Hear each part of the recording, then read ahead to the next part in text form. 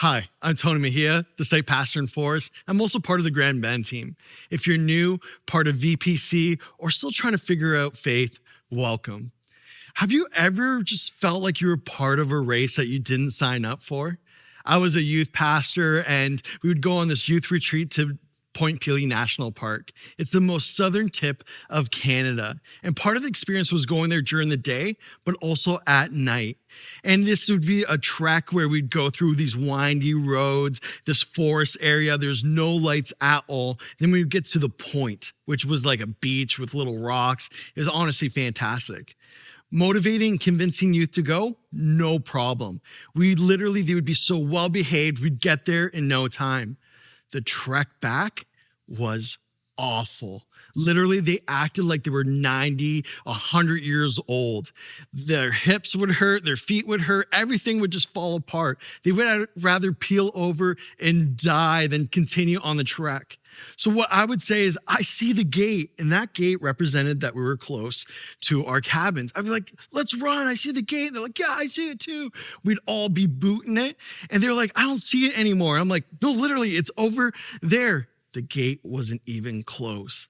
But don't judge me on that. But I knew that's what exactly it took for them just to take the next step. As soon as we got to that beautiful gate, we laid down in silence, staring up at the sky and the moon and God's creation. See, some of us are going to be taking the next step today, and it's not clear yet. For some of us, we know our next step, but we're hesitant about it. But to experience the view that is intended for us, we need to move forward. And I don't know about you, but I find myself starting off really strong. Like I tell everybody and I'm ready to go. And then all of a sudden I'm doing something and I just slowly realize that somewhere I'm slowing down. It's not that I can't like run or do any of that kind of stuff. It's that I decide to stop. We're in our series, Unshakable, a joy that holds in every season. And there's this theme of running. What's up with that? I'm glad that you asked. Is it because it's good for you? Is it because it's trendy? Or maybe it's like life just feels like a constant race. We have terminology like the rat race or the comparison game or chasing after approval. Maybe in life you just experience this running feeling, like you're running away from something, you're running towards another. It's just this constant feeling. And in this passage that was read to us, it actually gives us a race that truly matters. And it's written by Paul, who has this love for the people that he's sharing with. And he's also showing them that life can be like a race and there is so much purpose. So now that we know the theme, let's run with it. See, in Paul's time, the Olympics and other games like running and marathons were massive. There's no other distraction or entertainment really. So it was just something that they knew about. The people of Philippi who this letter was written to just knew how intense the races were. How it would be about training, endurance, perseverance. It would be going beyond their comfort and all about glory. So in a culture about achievement, Paul hijacks this whole theme. Instead of elevating the successes and speed, what he does for the church is that he elevates endurance and faithfulness, and how running is actually part of the race, actually part of the prize. See, we're going to find out throughout this passage that the prize actually isn't based off performance.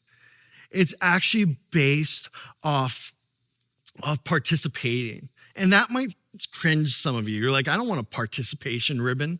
But there is so much more to that. How running is actually part of the victory and how Jesus secured our finish line on our behalf. And that might sound strange. But in verse 19, he actually shows us that some of us run a race that is having our eyes on the wrong prize. And this is what it says. It says their end is destruction. Their God is their belly, and they glory in their shame with a mindset on earthly things. That's so nice, isn't it? Not really.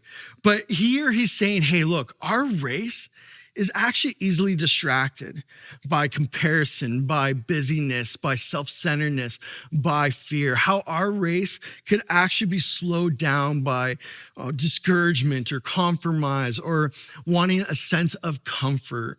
How our race is actually hindered by pride, by bitterness, by division, and by plain old laziness and procrastination. See, this is not about disqualifying ourselves from the race. It's actually being distracted by it. Because in the same breath, Paul says this. This is going to be our main passage today. Brothers and sisters, I do not consider that I've made it my own, but one thing I do. Forgetting what lies behind and straining forward to what lies ahead, I press on towards the goal of the prize of the upward call of God in Christ Jesus. Have you ever run and try to look behind you? It just seems so unnatural, like you're not supposed to. You're just really awkward about it. So when we're looking at like the Greek word here of forgetting, it actually means, which is the original language, by the way, here, is to neglect or to no longer be influenced or affected by. It doesn't mean to literally forget. It's actually beginning to choose what influences our life. And I love the imagery that Paul uses here. He says, this is not about a person running a race and looking over their shoulder and trying to see what's happening, because it'll slow them down, keep their eyes off the prize, and it's not part of the race. And it literally, he has this imagery for us. And when he's talking about this past, he's talking about all the shame that he's gone through and all the successes. All the shame and all the success that Paul is talking about and referencing in Philippians, he refuses to allow that to influence the direction in his life. Not that, we don't have lessons learned or reflections or we remember things that keep us moving forward, is that it actually helps us in a way to press on and begin to be influenced by something greater. See, some of us are stuck looking to what was and what could have been. But reflection without forward thinking is actually a trap. It's a trap of spiritual nostalgia. It's a trap of complacency in life. It's trapped by this ancient word that some of us know. And it's a life that we don't want. It's a life of blah. No one wants that. But when we look back and we're constantly doing that, we're not able to look forward or even be present in the joy and everything that he has for us. And when we're fixed backwards, we're actually believing that what's behind us actually defines us. And that is not the case. And it's like saying that we're letting our past mistakes or failures or regrets or successes actually begin to set the limit of who we can become. But that's not the case when we run with Jesus. With Jesus, our greatest influence isn't our past. It's him, Jesus, who can transform and change our life in the way that he's called us to. See, the difference between being stuck and growing is typically one single step. It's usually not the step to just begin. It's that step to keep going. Maybe this is the moment in time where you're going to move forward. Maybe this is the moment where you're going to decide to take the next step of your life, because Paul isn't writing to spiritual professionals. He's writing to everyday people, and he's trying to show them that life can be like a race. And sometimes we just get so fixated on the finish line. It's like, if life is a race, then show me the finish line and see if it's for me so I can get going. But if we have that kind of mindset, let's just think of Paul. If Paul knew the whole race course of his life, if he knew up to the finish line, or maybe knew all the checkpoints that seemed like finish lines, but they weren't, if he knew all of that, do you think he would say yes to God? I don't know. I would love to explain a little bit more of Paul's life, because he started off on the wrong platform, by the way. He was persecuting the church. He was literally calling for them to be murdered. That's not a great start. but he gets knocked off his high horse and he has a conversion. In other words, he puts his trust in Jesus. And as he's going through this, he literally begins to experience God, and he has to wait 13 years before he does anything. We can't even wait 13 minutes at a fast food restaurant before we want to lay our hands on somebody, right? But here we have this person, and he's saying, hey, this is like a race, and endurance is part of it. Time is part of it. And he experiences some miraculous things of church planting, people groups coming to know him. It's just spreading the gospel far and wide, the good news of Jesus. Yeah, he would encounter some crazy things like getting kicked out of the synagogue, where he was beaten, shipwrecked, where he was stoned nearly to death. He was in prison and later martyred. If Paul knew all the beatings and all the betrayal and all the prison cells, do you really think he would say yes to God? Maybe, because there's a lot of good that God could express. You and I, do we really want to know what's ahead of us? Maybe, maybe not. And that's why it's about that next step, because in God's grace, within God's grace, he shines his light on the next step for us. And that's what he did for Paul, was always like, this is what's next. And he kept moving forward into what he was called to. And you and I won't know the impact of our step until we take it. Do you think Paul, who wrote this letter to a specific church, to specific people, knew that it would be translated and sent across the whole world, and in 2025 read on a cell phone? But he took that next step of writing while he was in that checkpoint in prison. We won't know the impact of what God calls us to until we take the next step that he has for us. And it could be very troubling for us. It can be really hard. And that's what he's saying. Hey, life is like a race.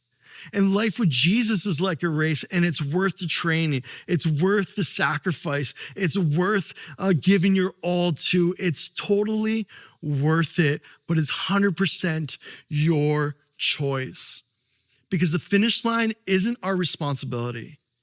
Our next step is. And we tend to fixate on the finish line. And we tend to wonder like what it is. How can I reach it? And a lot of times we actually quit before we even get there. That's why I love the imagery that was expressed to us, that we strain forward. And I don't know if you've ever seen images of someone running. Like you can see, the videos of them running and how fast it is, like in the Olympics or just people running. It's just like great. But when you see it slowed down, or you even see images of it, it's straining towards the finish line. Their necks are sticking out like crazy, or they're in agony, but they're straining forward. You just see it. And that's the imagery that Paul wants us to see. He must have watched the game and he just knew that the connection was there. Because the Greek word for straining forward is to stretch towards, or to reach out with all of your energy. Everything that you are, you're reaching forward. It's this intentional movement of trusting God. It's this intentional movement of not drifting or coasting. It's truly about straining forward to and with Jesus, which he is the prize that we can put our eyes on. And this is not about perfection, by the way. This is totally about direction. And it's so important to understand that this is what Jesus intended. Jesus said on the cross as he was dying, "It is finished." This meant so much to the people back then and to us now. And in our context of our story, here we have him being like, it's not about like you being done. It's about what he has done. has actually secured the finish line for us, that we can trust him in this, that things are actually changing because of who he is, that what he provides is so great. And that's why none of this is about accomplishments. Remember we were talking about the participation ribbons? This is not about accomplishments because we can never add to what Jesus did. Instead, he invites us to participate and partner with him in the work that he's laid out, the run that he has for us in our lives. And it's so important to have that kind of thinking because the race is about embracing the prize. And the prize is what Jesus did for us and what he has intended for us to live out and experience. See, back then, the upward call was actually being invited to that podium, the top 3 spots. And he's like, hey, you're actually all being invited to this upward call as you run the race with him. Because Jesus' cross and resurrection secured our finish line for us who are followers. And it's available for anyone who would love to embrace or who would take that opportunity to embrace the gift of grace, which is available for each and every one of us. Imagine a race, and the only way to really miss out is not embracing the prize. I'd love to go to verse 15, because as we've been going through this, we've been talking about next steps, and that is where we are now. He actually gives some clarification of what the right way of running the race is. And this is what he says. Let those of us who are mature think this way. It actually shows us that when we have a faith that is maturing or growing, one, it's not about us. We also don't believe that we have arrived or that we have all the answers. Paul literally starts off this whole conversation by saying, I don't have it all together. This is after 30 years of encountering Jesus and all the miraculous things that he saw, the church planting, the lives transformed. And he's like, I don't got it all together, but this is the one thing I do. I choose to move forward with Jesus. And the signs of maturity is understanding that growth actually comes from these intentional little steps of trusting God. And sometimes it feels like we're straining. And straining isn't fun, but it's well worth it. Some days we're going to be running the race and we're going to be crawling because we're so tired. Sometimes we're going to just stop and just take a breather. And that's what's beautiful about this is that the race allows that. That's why it's about the participation, not the performance, because we begin to trust him and build the endurance that he's called us to. Because in God's kingdom, it's the crossing the finish line isn't for the fastest. It's actually for the faithful. Paul says it this way in 2 Timothy chapter 4, verse 7-8, and says this. I have fought the good fight. I have finished the race. I have kept the faith. Henceforth, there is laid up for me a crown of righteousness, which is the Lord, the righteous judge, will reward me on that day. My son was so excited to be part of track and field. He was training a lot. And on the day, he's like, Daddy, I'm going to get the top 3. And I saw the determination. He got it from his mom. So I knew that he was set and ready to go. And as soon as that whistle blew, he took that step, and all of a sudden his friend runs right into him. He checks on his friend and continues just to boot it, full blast, just going at it, and he doesn't even get close to the top 3. And I see him and I said, I'm so proud of you for not quitting. And he was like, yeah. Like he was not happy at all. So I was trying to talk to him and trying to do like the Michael Jordan, the greatest basketball player ever to live, didn't make his high school team. I'm trying my best. And I'm like, you know what, Manny? You actually have Couch to 3K, which is a little marathon that they do coming up. Why not focus and train for that? And that's what he was doing. Every time the teacher involved had the kids running laps, there Manny was, faithfully learning and running and going. And he did so well at Couch to 3K that he got recognition for it. And I said to him after, Manny, that endurance you built was by every step you took, even when you didn't want to. And that's what we need to recognize too. And with this mature thinking is that our endurance is actually built by every step that we take with Jesus. And sometimes it's going to feel so tough and so hard to go through, but it's so well worth it. And I love the end part of the passage that was read for us today. It's found in Philippians chapter 4, verse 1. It says this, therefore, we're actually stop right there. This is Paul's way of being like, hey, we've talked about this racing and life can be like a race because it's all accumulating to this next step. This is what the connection is here. And he says this, my brothers and sisters, whom I love and long for, my joy and crown, stand firm thus in the Lord, my beloved. This is where joy actually enters the race because we can have joy in the race, but it is multiplied when we are running with others. If you're part of a racing group, you know that some people are way ahead and you just kind of have that motivation. And you actually know this too when you're part of community with other people, that there is this connection and strengthening that happens, this urging and encouraging one another to move forward. Because this is not about like a personal encouragement. This is actually moving together where you're standing firm as you run the race that God has called us to. Because following Jesus isn't just a solo run. Sometimes it'll feel like that, but it's truly so amazing within community because joy is found in the community of others who are exploring and growing.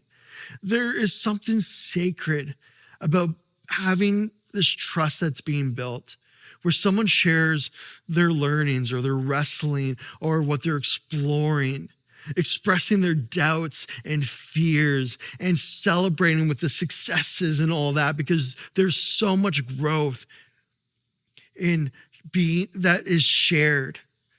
There's so much joy that happens when we share it with one another.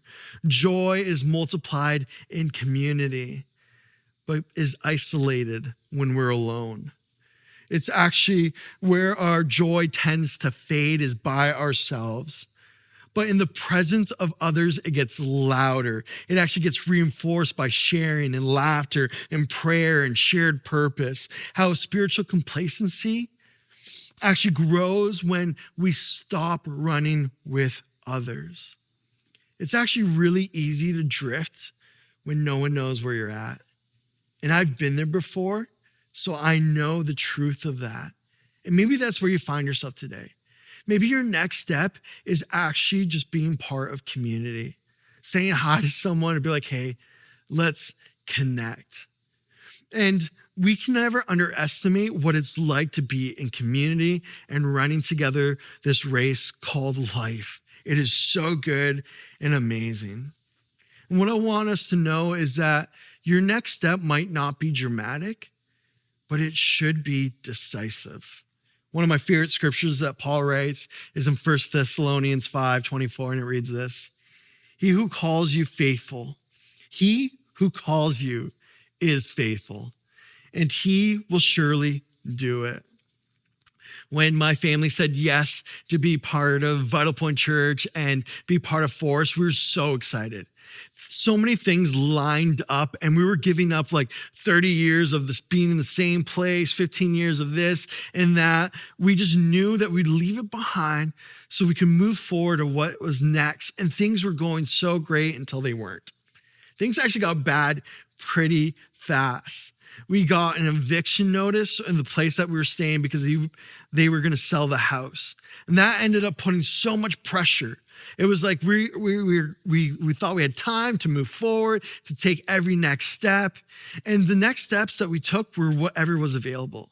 If it was talking to someone, it was talking to the landlord. If it was talking to these people, it was praying. Sometimes it felt like scrambling, and there was so much. It was so hard to have a sense that we could move forward. But it was taking every intentional step that God just lit up. like driving by Forest, and there was this for rent sign. And it wasn't advertised on social media or anywhere. So I told my wife, she saw it and she's like, I'm going to call. That was the next step. She calls and has this like only God conversation where it just went amazing, where they connected. And then the landlord says, hey, will you come look at it on Good Friday? So we go to Huron County for the Good Friday service many years ago, and it was just a fantastic time. And then we go and we drive, and we're like, okay, like let's be on our best behavior. I guess that's our next step. But really we connected right away. And she said, you know what, we have dozens and dozens of applications. So we're gonna narrow it down to a few. And we actually have someone coming to look at it tomorrow. So we'll let you know either way. It's like, okay, God, we're just gonna trust you in that. The next day, we have the Bunny Hop, and that is our Easter community event in Forest where we were serving over 500 people. It was fantastic, and that was the next step, was to focus on that. And I'll never forget, as we were taking out the garbage after such a great time, all of a sudden I saw my son running towards me, and he's like, Daddy, Daddy. And I'm like, oh man, what happened? What's next, right? He's like, Daddy, we got the place. And I remember us throwing garbage in the air because we just got so excited. Because throughout this whole thing, we weren't alone. We were actually talking to our Forest community who was praying, who was giving us options, who were there for us, one another, running this race. And the next day, we started weekly services in Forest.